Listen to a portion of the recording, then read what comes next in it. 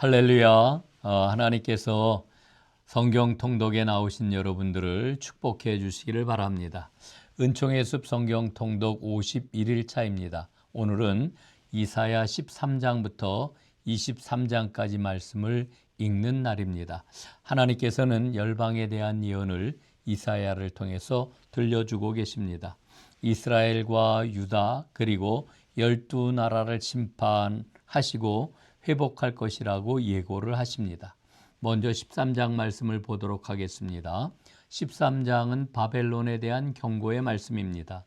하나님은 메대인을 일으켜서 바벨론을 치시겠다 이렇게 말씀을 하십니다. 메대 사람은 야벳의 아들인 마대의 자손입니다. 창세기 10장 12절에 여기에 대한 말씀이 나와 있죠. 메대는 오늘날 이란의 북서부 지역이 되겠습니다. 바사왕 고레스가 메대 지역을 정복을 했고 이후에 메대 바사라고 하는 풍습이 시작이 되었습니다. 메대 바사 연합군이 바벨론을 멸망시키게 되지요. 메대인은 바사 제국의 건국에 아주 지대한 영향을 미쳤습니다. 우리가 13장 19절에 보면은 갈대아 사람이라고 하는 표현을 만나게 되는데 이 갈대아 사람이라고 하는 말은 함 계열인 니므롯이 바벨에서 도시들을 세우고 나라를 창건했던 데서 비롯되었습니다. 갈대아는 바벨론 남부의 주민들을 지칭하는 말이 되겠습니다. 느부갓네살의 부친이 갈대아 출신이었기 때문에 이후로 갈대아인과 바벨론인은 동의어가 되었다라고 하는 것을 참고적으로 기억할 필요가 있겠습니다. 갈대아는 그러니까 민족명이 되겠고요. 바벨론은 국가명이 되겠습니다. 자, 이제 14장 1절로 23절까지 말씀입니다.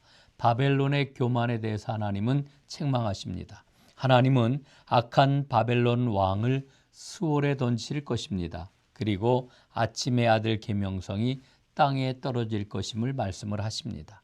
14장 24절로부터 27절 말씀은 아수르에 대한 경고의 말씀입니다. 하나님은 아수르가 이스라엘을 떠나게 하실 것임을 분명히 말씀하고 계시고요. 아수르가 누구냐? 아수르는 셈의 아들인 아수르의 후손이라고 창세기 10장 22절은 말씀을 합니다. 자, 아수르는 티그리스강 상류 지역을 지칭하는 말이기도 합니다. 오늘날 이라크 북부 모술 지역 그리고 니누의 근처 지역이라고 하는 것도 기억하면 좋겠지요. 주전 10세기에 아수르 제국이 등장을 합니다. 자, 14장 28절로부터 32절까지 말씀입니다. 블레셋에 대한 경고의 말씀인데요. 블레셋은 북방에서 오는 군대로 말미암아 소멸될 것입니다. 자, 다음을 보겠습니다. 15장 1절부터 16장 14절까지 말씀인데 모압에 대한 경고의 말씀이 되겠습니다. 모압이 하룻밤에 망해가지고 3년 내내 능욕을 당할 것이라고 하는 엄청난 예고가 주어지고 있습니다. 메시아 왕국은 거기에 비해서 견고할 것이다 이렇게 말씀하고요.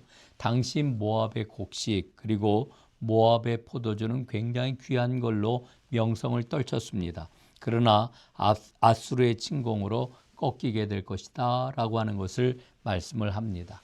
자, 이제 17장 말씀으로 넘어가 보도록 하지요.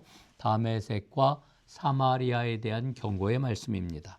아람의 다메섹과 북이스라엘의 에브라임이 멸망당하게 될 것인데 왜냐하면 그들은 구원의 하나님을 잊어버렸기 때문입니다.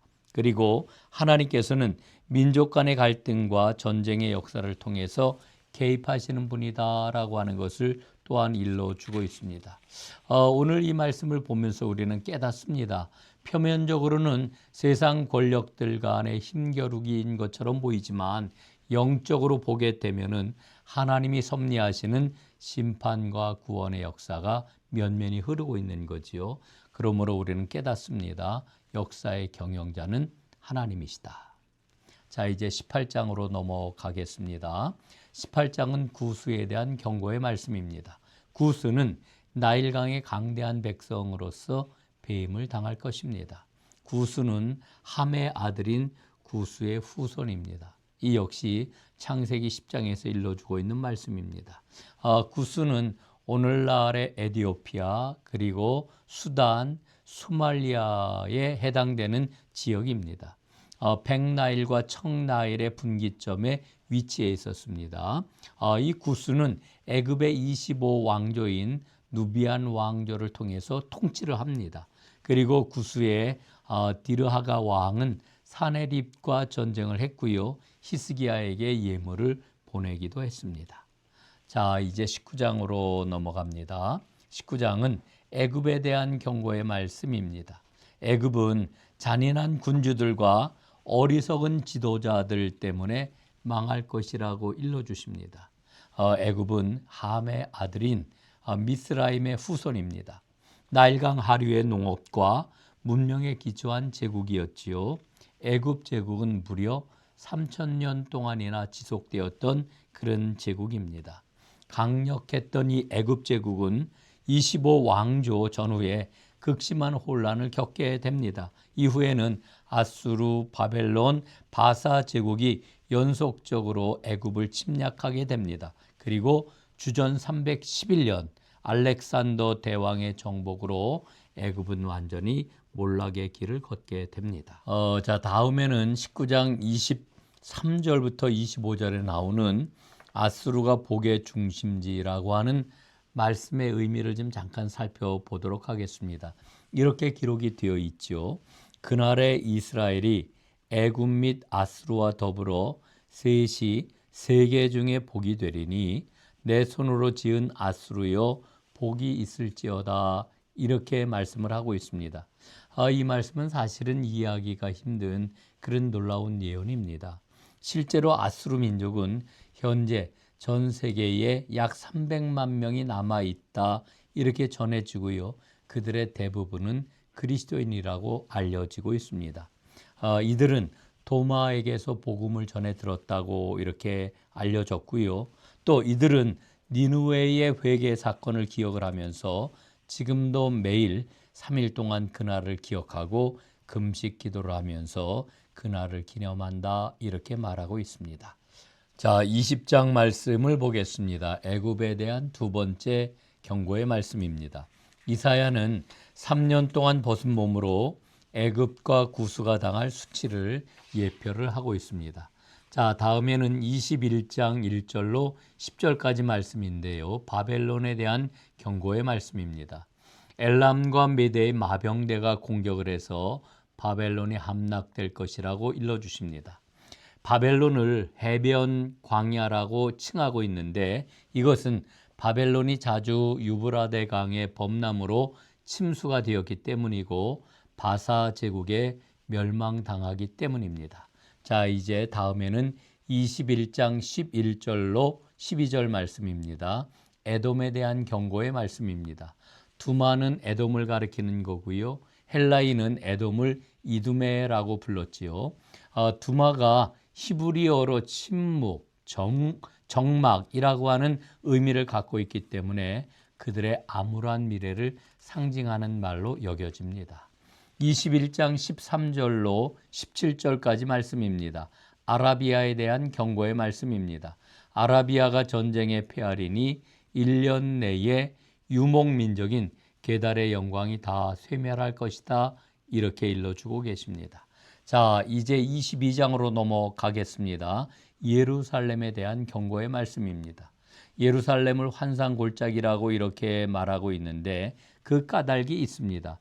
지리적으로 골짜기로 둘러싸인 도시이기 때문에 그렇습니다.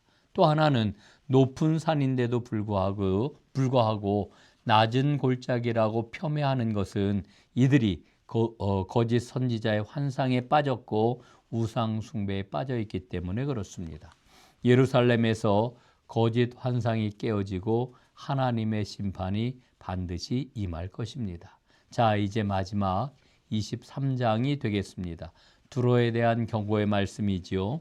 두로와 시돈의 상인들이 애굽의 곡물을 들여와서 열국의 시장을 열고 무역을 할 것입니다. 그러나 교만하여서 갈대아인 느부갓네살에게 멸망당할 것이고 70년 만에 회복될 것이다. 이렇게 예언하고 있습니다.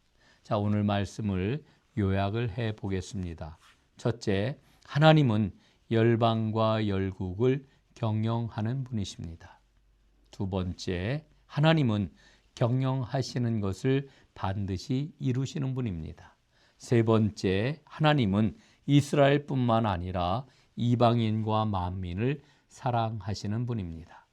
자, 오늘도 이사야서 말씀을 함께 달리시는 여러분, 주님의 이름으로 축복합니다. 오늘도 말씀으로 승리하시기를 바랍니다.